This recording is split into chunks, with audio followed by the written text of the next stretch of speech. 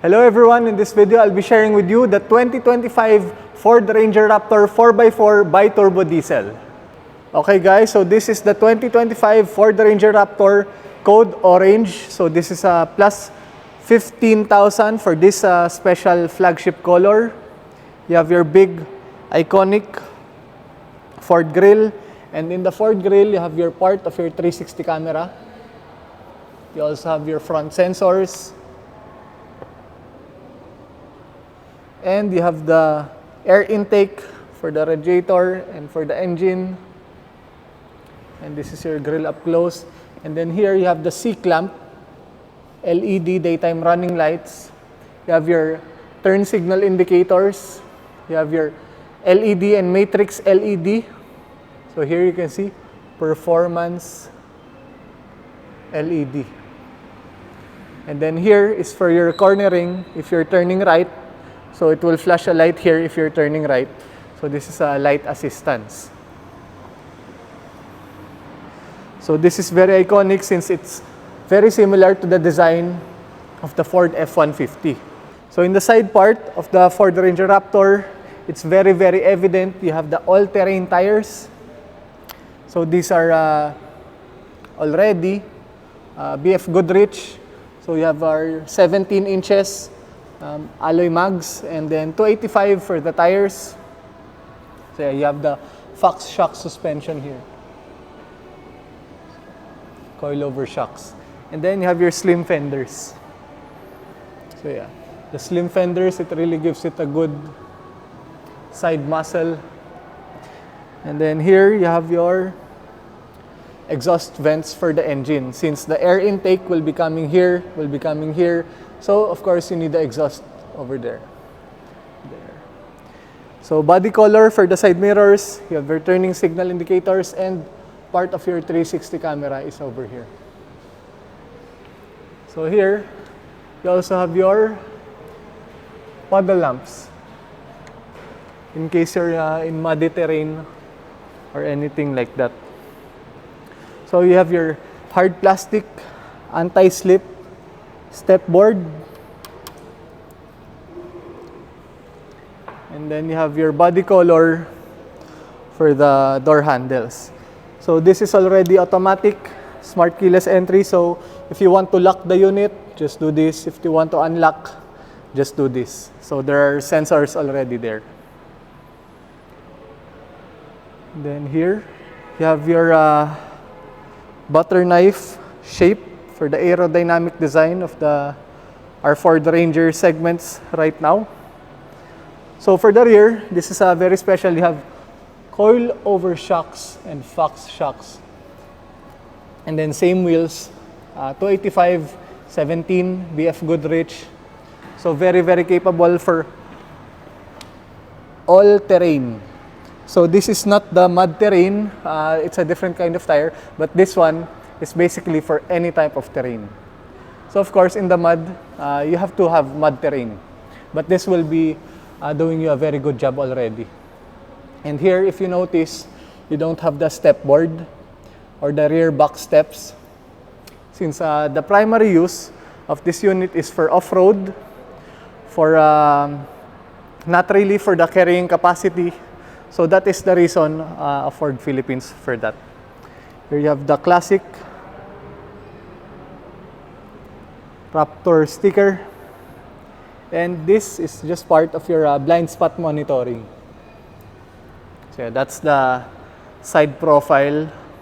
So this one, the Ford Ranger Raptor, is really longer and wider and taller compared to the normal Ford Ranger in the Philippines. In the rear part of the Ford Ranger Raptor, of course, you'll notice at once your Raptor emblem here. So this is a very good design. You have your LED tail lights, brake lights. You have your sensors here, as I mentioned earlier. And you have your big Ford logo, where you have your part of your 360 camera, the rear camera. And then you have the Ranger engravement. Yeah, it's engraved there. And then down here, this is for your spare tire. Then you have the lights for your plate number. And then these ones, you can really step on these. Because in some other pickups in the Philippines, you cannot step. Here, you can really step on these. And then here you have your sensors, obviously, for your backing and for your towing or pulling. And then here, your tire is actually the same as the stock. So yeah, basically you really have a very off-road ready, all-terrain ready vehicle. So this one, the lift gate is already very, very light, since we already have this one. This is the mechanism that makes the tailgate very, very light. This is the tailgate lift assist. But other than that, you have your Ford bed liner, of course. You have your 230 volts inverter. And you have your lights for your bed liner. And then here, you have your tie downs, 1, 2, and then the third one. So 3 in each side. So getting inside the vehicle, as long as you have the key fob with you, you can just do this to unlock since there's a sensor, and this to lock. So let's get inside. Let me start with the doors. So here, you'll notice at once that you don't have the door handles here anymore, since this is where your door handles will be. This is to lock and unlock the unit. And then this is to electronically fold the side mirrors. This is to lock the windows. And then this one is to adjust the side mirrors, and this is for the windows. So, yeah. You have your bottle or cup holders here. And then you have your speaker over here. So this one, for the aircon vents, you have the trim, the code orange, the flagship color trim. Then you have your cup holders. And some of your light controls here. So this one is for the bed liner light a while ago. This is to adjust if you want it to off the headlights, to activate the parking lights, activate automatic headlights, or activate the headlights itself. This is for the front fog lamps, since you only have the front. And then this one is for the brightness of the instrument cluster and of the infotainment touchscreen. So for the seats of the Ford Ranger Raptor, it is already power adjust. And then here. And then this one is for your lumbar support, which is here. Okay. So this one is jet fighter style seats. So if you'll notice, it's still in plastic.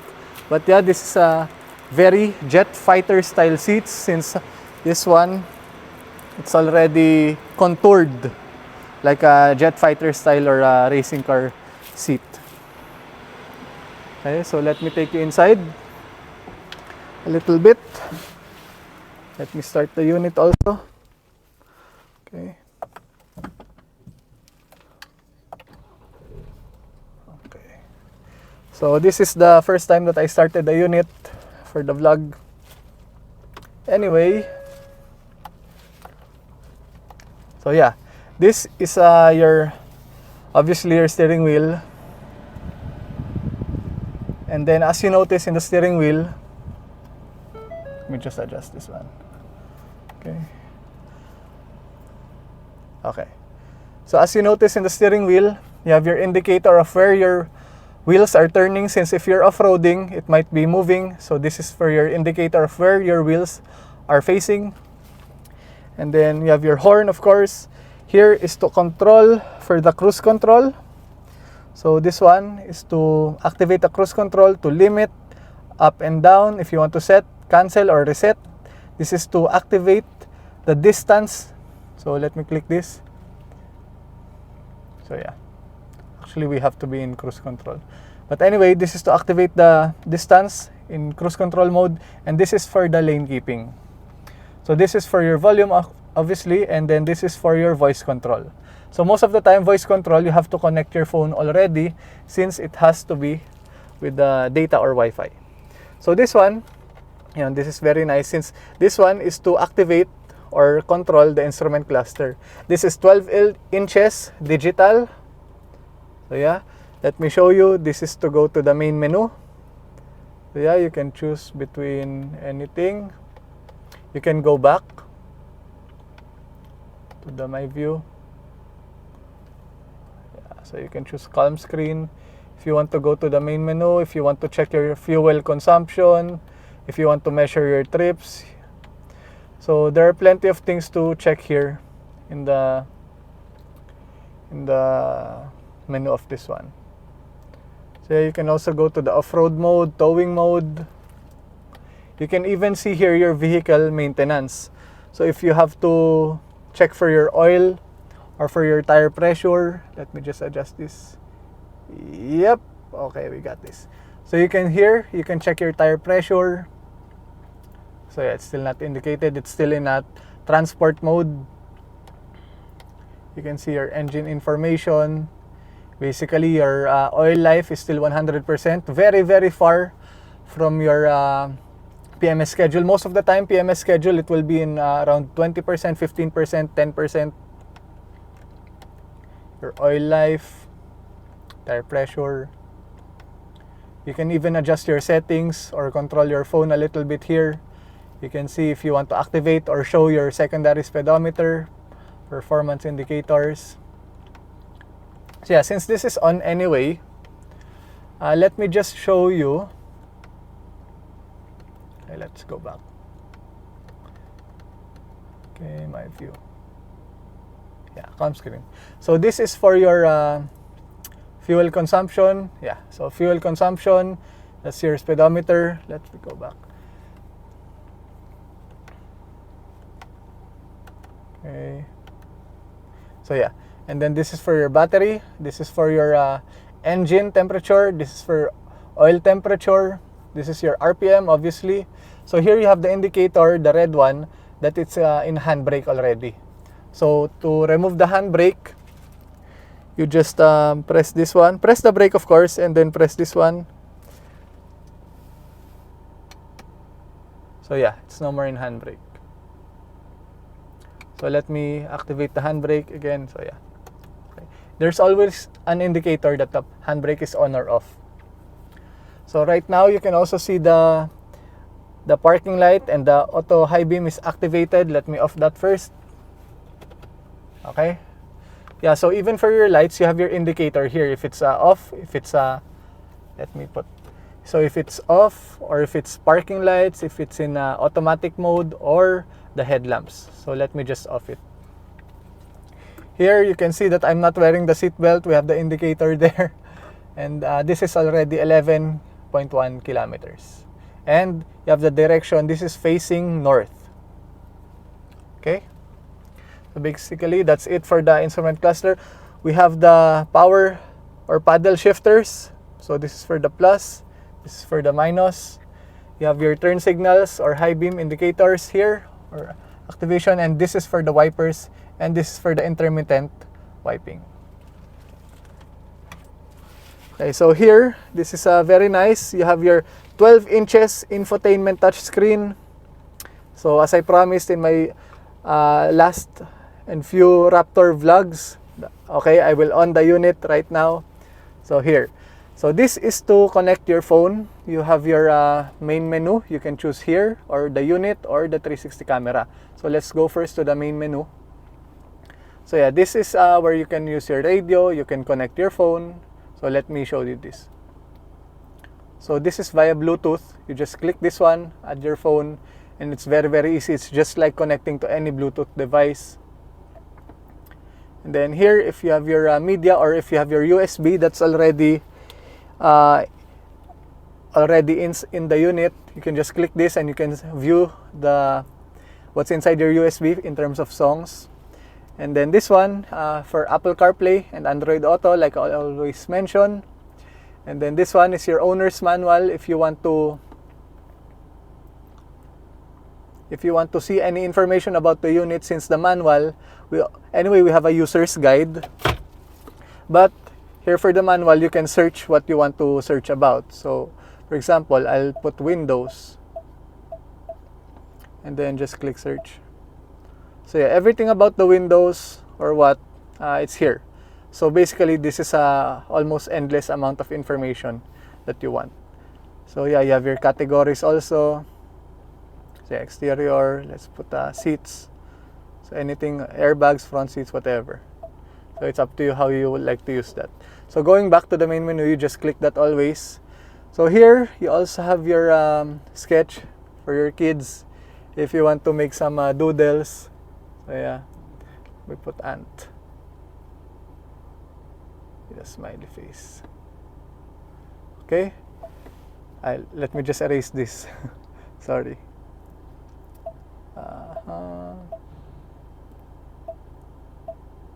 Yeah. Okay. So yeah, that is it for the infotainment side here. And then now let's go to the unit. So here, you can control the settings if you want to go to auto hold, if you want to activate auto hold. Anyway, most of the information here, you have your I. So this is for information. It explains what the function does. So which is also evident in most of the... So here, for example, if you want anything about the windows or the wipers, the lighting, you always have the I. If you want to activate anything, oh, that's on the courtesy. So yeah, everything you have the information available. So yeah, if you also want to connect your Ford Pass and anything, you can do it here. If you want the settings, anything about the tire pressure, like that. The clock, the ambient lighting, the strength of the ambient lighting, the brightness. So yeah, so that's for the unit. And then now let's go to the 360 camera, which is here. So yeah, right now, we're in the showroom, well, above the showroom. So you have your 360 panoramic view. And then if you want to just see first the front part, okay, if you want to see this is the plate number. So if you're parking in a post, yeah, you can activate this camera or the rear. But yeah, most of the time, if you're having trouble parking, you just have to use the 360 mode. And then this one is to off the parking sensors. Okay, so let's go back. And then yeah, you can also have this in a calm screen mode. So if you don't like anything here, if you're driving, you just click this. So yeah, calm screen siya. And then what's also nice about this one is you have more controls for your AC. So this one. So yeah, right now it's just in a standard mode. You have your defoggers you can activate, or you can activate the air vents in your foot area. Okay. And then you have your dual mode. So you can activate, for example, mine is 17, and for my girlfriend it's 19.5. So it can be possible like that. And then you can also put it in auto mode, of course. This is for your fan speed. So fan speed. Actually, you can also control it here. Even the temperature. So for example, this one, mine is 18, and for my girlfriend is 21. So that's possible. And then this is to make the air circulating. You can off it or what. This is for your volume. Yeah, this is for hazard, of course. So yeah, basically that's it for the infotainment and the aircon vents. So down here, you have your wireless charging. Okay, let me show you. Down here, you have your wireless charging, and for your wire charging over there. So this is your gear shifter for the Ford Ranger Raptor. It's very, very nice, very easy to handle since it's relatively small. Your hand can cover it at once. So to adjust the gear, you just click the one here. So click and then adjust the gear. So yeah, you have your indicator anyway where your gear is in. And even here, in the infotainment touchscreen, yeah, you can see where it is. Here. So let me put it back to drive. Okay, then back to handbrake. And as I mentioned a while ago, this is for your handbrake, it's electronic handbrake. So if you want to activate the handbrake, For example, you just pull this one, and if you want to release it, you just release it. This is for your driving modes, so you just twist this. So let me give you an example or show it to you. So if you want to switch your driving mode, I switch it. Okay, this is normal mode. Switch it to the right, sport mode, slippery mode, muddy rats. Then you have your sand mode, and of course you have your Baja mode. But let me put it back to 4x2. And then if you want to shift from your 4-wheel drive to 2-wheel drive, it's just a click of a button. So from 2 high, you can go to 4 high, and 4 low, and 4 automatic, and so forth. So this one, we really recommend this one to do this when your Raptor or any Ranger is stable, so not in on the go. But it's possible on the go, it works. But I recommend to my clients, you just do it when you're in a stop. Then this one is to off the traction control. This is for your parking assist. And this one is one of my favorites. This is the off-road mode. So if I click this, it will be shown here in the infotainment touchscreen. So here you can see your drivetrain. So this is in 4x2. Sorry, this is in 4x2. I will click. Oops, sorry. I'll click the 4x4. And then you'll notice that the blue one is also here. So it's all 4-wheel drive. And then if I want to lock the rear, I can make it a rear locking differential here. So I just click this one. So this is locked. Just in case that one wheel is stuck, you can use this rear locking differential to get you out of it. So this is 4x4 and with a rear locking differential. Okay, so this is for the parking sensors also. But yeah, for the Raptor V6, you have the front locking differential also. But for this one, the Raptor diesel, you have only for the rear. So let me put it back. So for example, I click the 4x2. So yeah, mawawala yung, yeah, okay. So it's only 4x2 mode right now. And if you want to exit this is the off-road mode. If you want to exit the off-road mode, just click X, or you can just click the button again. So let me click the button again. Okay, so it's back to normal. So here, aside from that, which is very in-depth already, let me show you this one.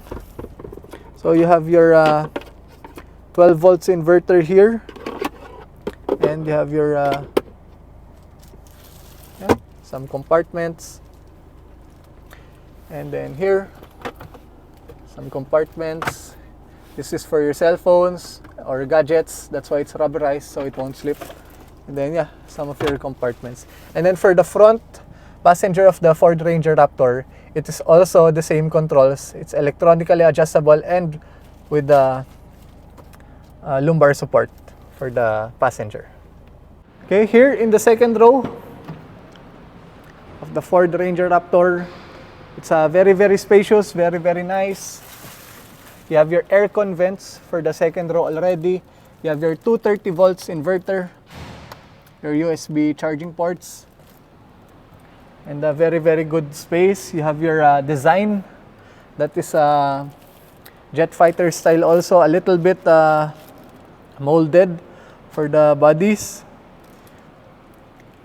And then yeah, you have your anti-slip steps here, anti-slip step board, and you have your standard very nice, very new type of door handles for power windows, and your compartments here for your bottles or part of your speaker system.